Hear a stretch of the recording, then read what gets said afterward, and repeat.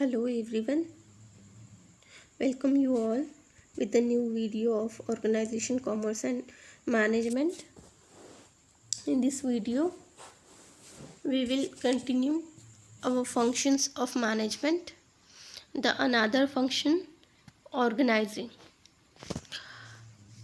After we know what to do, how to do, when to do and with whom to do, ये सारे questions जब हमें पता चल जाते हैं कि हम क्या करने वाले हैं एक ऑर्गेनाइजेशन में, कैसे करने वाले हैं, कब करने वाले हैं और किन किन लोगों के साथ करने वाले हैं, किन को साथ लेके कौन सा काम किसको देंगे, क्या क्या वर्क असाइन हम करेंगे, ये जब हमें पता चल जाता है या ये जब हम प्लान कर लेते हैं तो उसके बाद की जो स्टेज होती है वो होती है organising.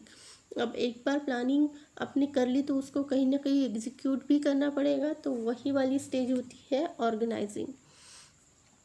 According to Henry Fayol, to organize a business, it is provide it with everything useful or its functioning. यहाँ पे इम्पॉर्टेंट पॉइंट ये बोला है फेयोल ने कि बिजनेस को जो भी ज़रूरत है, जो भी रिक्वायर्ड है बिजनेस की, वो उसको प्रोवाइड करो, मतलब होगा ऑर्गेनाइजिंग। बहुत सिंपल सी डेफिनेशन यहाँ पे फाइल ने दी हुई है। ऑर्गेनाइजिंग का मतलब होता है आपके बिजनेस को जिस चीज़ की ज़रूरत है वो उसे टाइम टू टाइम प्रोवाइड कर दो। तो कौन कौन सी चीज़ों की ज़रूरत होती है बिजनेस को? Raw material, tools, Capitals and most important personnel. Personnel का मतलब होता है जो हमारे वर्कफोर्स होते हैं ना, एम्प्लॉयज़ या वर्कर्स, ये। तो यही सिंपल सी डेफिनेशन है ऑर्गेनाइजिंग फंक्शन की। अभी हम इसके इम्पोर्टेंस देखते हैं। तो सबसे पहला इम्पोर्टेंस इसका है facilitates administration as well as operations. अब एक बार हमें पता चल जाता है कि कौन सी चीज़ हमें कैसे करनी, किस वे में करनी है, मतलब प्रॉपर प्लानिंग जब हमें पता चल जाती है तो वो हम उसे एग्जीक्यूट करना स्टार्ट कर देते हैं। तो एग्जीक्यूट जब हम करते हैं तो मैनेजर को क्या करना होता है, जितनी भी कड़ियाँ होती है ऑर्गेनाइजेशन में उनको एक साथ ला के, उनको एक साथ जोड़ के कोऑर्डिनेशन के साथ काम करना होता है। तो उसे ही हम बोलते हैं एडमिनिस्ट्रेशन। और ऑपरेशन का मतलब होता है कि जैसे जैसे काम शुरू होता है, जो प्रोसेस होती है, प्रोडक्शन प्रोसेस बोल लो या जो भी ऑर्गेनाइजेशन की इंटरनल एक्टिविटीज़ होती है, उसे हम ऑपरेशन बोलते हैं। तो उसके लिए ये जो ऑर्गेनाइजिंग फंक्शन है बहुत ही ज़्यादा हेल्पफुल होता है, क्योंकि यहाँ पे होता ये है कि प्रॉपरली जॉब जो है या टास्क ग्रुप में बांट दिए जाते हैं सारे एम्प्लॉयज़ को। उनके उनके काम के बारे में पता होता है क्लियरली, उनका माइंडसेट क्लियर होता है और इसीलिए प्रोडक्टिविटी इंक्रीज़ होती है और वेस्टेज रिड्यूस होता है। उसके बाद सेकंड है ब्रिंग स्पेशलाइजेशन। अब स्पेशलाइजेशन पे यहाँ पे इसलिए ज़ोर दिया जा रहा है क्योंकि एक ऑर्गेनाइजेशन में अलग अलग डिपार्टमेंट होते हैं। जैसे एक ऑर्गेनाइजेशन है उसमें एचआर डिपार्टमेंट अलग और ऑपरेशनल डिपार्टमेंट अलग, प्रोडक्शन डिपार्टमेंट अलग, बाकी की सारी चीज़ें जैसे फाइनेंस डिपार्टमेंट है वो अलग हो जाती है, अकाउंटिंग डिपार्टमेंट अलग। तो इसे ही हम स्पेशलाइजेशन बोलते हैं। मतलब हम क्या करते हैं, जो भी टास्क है उसको उसके कैटेगरी के अनुसार डिवाइड करके वो हम बाकी के एम्प्लॉयज़ में बांट देते हैं और इसीलिए चीज़ें जो है वो बहुत स्पेसिफिक वे में चलती रहती है ऑर्गेनाइजेशन में और इसीलिए एक स्पेशलाइजेशन जो है वो प्रोवाइड होता रहता है ऑर्गेनाइजेशन को और यही चीज़ जो है वो एफिशिएंसी बढ़ाती है ऑर्गेनाइजेशन की। उसके बाद थर्ड है हमारा डिफाइंस द जॉब प्रॉपरली। अब ये भी वही पॉइंट है सेम, यहाँ पे भी यही बोला गया है कि जो भी एम्प्लॉय है उसको अपना जॉब स्पेसिफिकेशन पहले से पता होता है, उसको पता होता है कि क्या करना है, हमारा ऑर्गेनाइजेशन में रोल क्या है।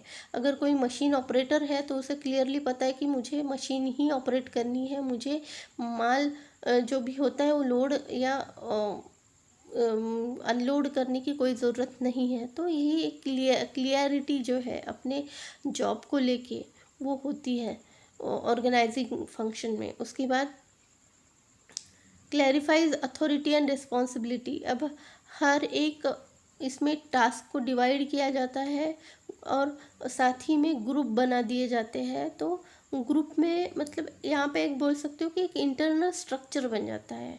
जैसे सुपेरियर होता है, उसके अंडर में कुछ एक टीम दी जाती है, टीम में भी टीम लीडर वगैरह ऐसे लोग चुने जाते हैं। तो यहाँ पे अथॉरिटीज़ और रिस्पॉन्सिबिलिटीज़ सबको अलग अलग मिलती है और सबको अपनी अथॉरिटी का मतलब क्या है, पावर, डिसीजन लेने का पावर।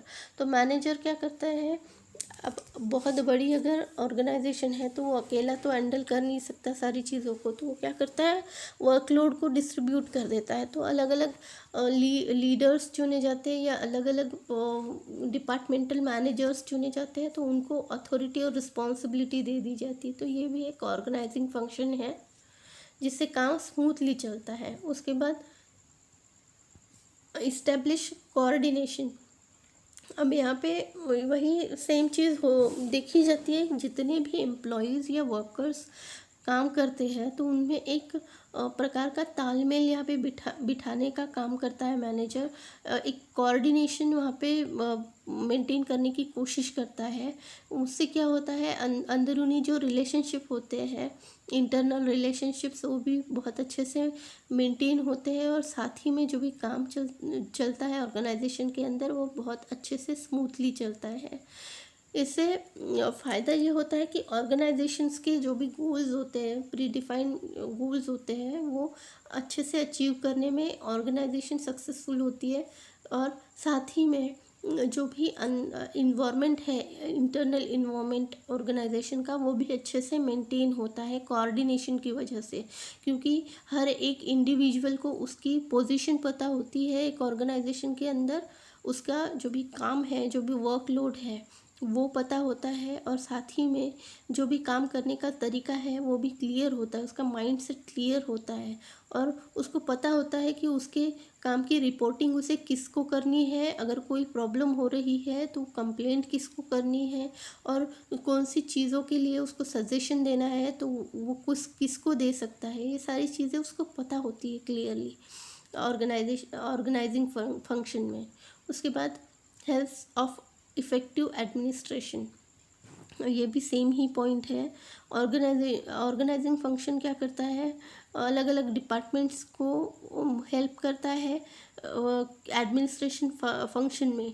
जैसे एडमिनिस्ट्रेशन का मतलब क्या होता है, हर चीज़ों को प्रॉपरली सिंक्रोनाइज करना या कोऑर्डिनेट करना।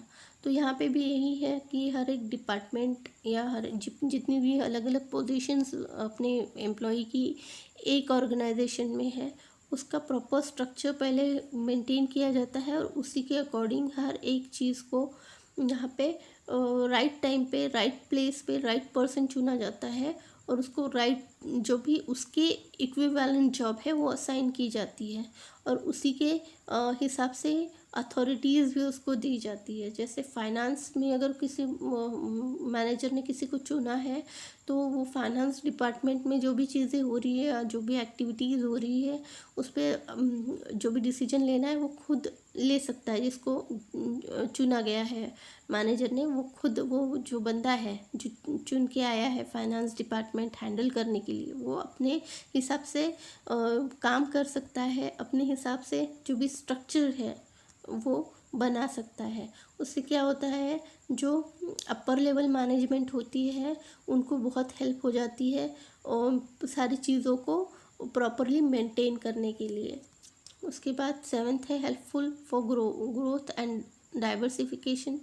अब डाइवर्सिफिकेशन का मतलब यही है कि अलग अलग डिपार्टमेंट्स होते हैं, ग्रुप में काम करना पड़ता है। ऑर्गेनाइजेशन में कोई भी अकेला व्यक्ति काम नहीं कर सकता है, ग्रुप के साथ या अपने टीम के साथ ही उसे काम करना पड़ेगा। अगर ऑर्गेनाइजेशन का जो स्वरूप है या साइज़ बहुत बड़ा होता है तो वहाँ पे बहुत सारे अलग अलग डिपार्टमेंट, जिसे डिपार्टमेंटल फंक्शंस वगैरह हम बोलते हैं, वो बहुत ज़्यादा बढ़ जाते हैं। तो ऐसे डिपार्टमेंटल फंक्शंस को हम बोलते हैं डाइवर्सिफिकेशन।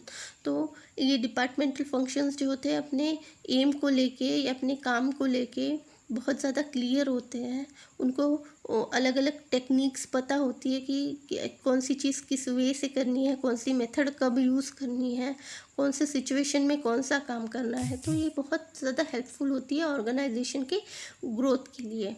उसके बाद क्रिएट सेंस ऑफ सिक्योरिटी। अब यहाँ पे हर एक व्यक्ति अपने काम को लेके, जो भी वर्क उसे असाइन किया गया है उसको लेके क्लियर होता है, तो वो उसमें थोड़ी सी एक मेंटल पोजीशन डेवलप हो जाती है, माइंडसेट डेवलप हो जाता है कि उसकी जॉब सिक्योर है। क्यों? क्योंकि उसको पता है कि उसकी रिस्पॉन्सिबिलिटी क्या है, उसका जॉब जो भी है उसका तरीका क्या है, और उस पर्टिकुलर ऑर्गेनाइजेशन में उसका रोल कॉल क्या है। इसीलिए वो थोड़ा श्योर हो जाता है अपने जॉब सिक्योरिटी को लेके, और इसीलिए वो खुशी खुशी जो भी उसको काम मिलता है उसे करने की कोशिश करता है। तो ये भी बहुत फ़ायदेमंद चीज़ होती है ऑर्गेनाइजेशन के लिए। उसके बाद स्कोप ऑफ इनोवेशन। अब स्कोप भी प्रोवाइड करता है ऑर्गेनाइजिंग फंक्शन। क्या करता है, अलग अलग एक्टिविटीज़ को बांट देता है ग्रुप में, और मतलब डिवाइड कर देता है अलग अलग लोगों को अलग अलग टास्क दे के। तो इससे होता यह है कि बहुत सारे जो एम्प्लॉयज़ होते हैं वो अपने अपने नए नए आइडियाज़ जनरेट करके सामने ले आते हैं, ऑर्गेनाइजेशन को डेवलप करने में मदद करते हैं ये आइडियाज़।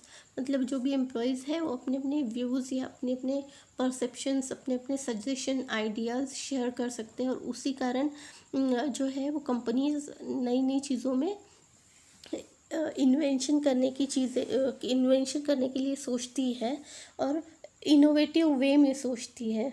तो यही सारी चीज़ें ऑर्गेनाइजिंग फंक्शन में है। उसके बाद help in optimum utilization of resource. अब ये वाला जो पॉइंट है तो आपको सभी इसमें दिखेगा, क्योंकि ये यूनिवर्सल गोल या यूनिवर्सल ऑब्जेक्टिव आप इसे मान सकते हो। हर एक ऑर्गेनाइजेशन को पता होता है कि जितने भी रिसोर्सेस हम यूज़ कर रहे हैं वो बहुत कॉस्टली है, और उसको हमें प्रॉपरली सोच समझ के यूज़ करना पड़ेगा, और उसी हिसाब से वो क्या करते हैं, चीज़ों को अरेंज करते हैं और एग्जीक्यूट करते हैं। तो ये ऑर्गेनाइजिंग फंक्शन भी वही करता है। क्योंकि यहाँ पे क्या होता है, डिफरेंट डिफरेंट एम्प्लॉयज़ जो है वो जॉब के लिए असाइन किए जाते हैं, और उनको उनका जॉब स्पेसिफिकेशन पता होता है, उनको उनका स्पेशलाइजेशन पता होता है। जैसे एचआर डिपार्टमेंट में है तो एचआर से रिलेटेड जितनी भी, ह्यूमन रिसोर्स से रिलेटेड जितनी भी चीज़ें हैं वो एचआर डिपार्टमेंट अरेंज करता है। फाइनेंस डिपार्टमेंट है तो वो पैसों से रिलेटेड जितनी भी चीज़ें हैं तो वो खुद इन सारी चीज़ों में जितनी भी एक्टिविटीज़ होती है वो खुद फाइनेंस डिपार्टमेंट ही हैंडल करता है। तो ये सारी चीज़ें बहुत ज़्यादा हेल्पफुल होती है एक ऑर्गेनाइजेशन की सक्सेस के लिए और एक लॉन्ग रन के लिए। और साथ ही में जो वेस्टेज या जो ऑर्गेनाइजेशन का एक्स्ट्रा कॉस्ट जो लग जाता है कभी कभी, वो भी यहाँ पे कट आउट होने के बहुत ज़्यादा चांसेस होते हैं ऑर्गेनाइजिंग फंक्शन के अंदर। तो यही सारे इम्पोर्टेंस है ऑर्गेनाइजिंग फंक्शंस के। तो please note all the points in your book and share it on our group, and then मिलते हैं हमारे नेक्स्ट वीडियो में जल्दी ही। Take care.